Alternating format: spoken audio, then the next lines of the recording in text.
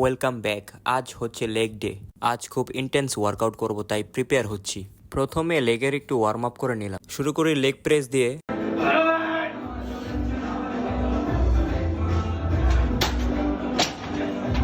তারপর হ্যামস্ট্রিং এর জন্য লেইং লেগ কার্ল।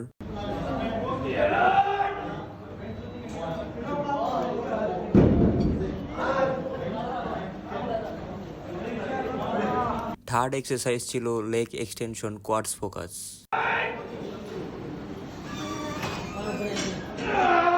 তারপর করি স্মিথ মেশিন গ্লুট ব্রিজ, এটা মেনলি গ্লুটস টার্গেট করে। তারপর হচ্ছে সিটেড কাফ রাইজেস।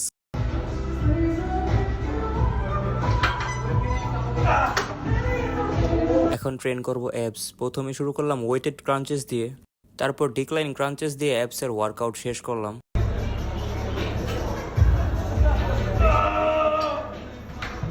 আজকের ওয়ার্কআউট শেষ, দেখা হবে নেক্সট ভিডিওতে।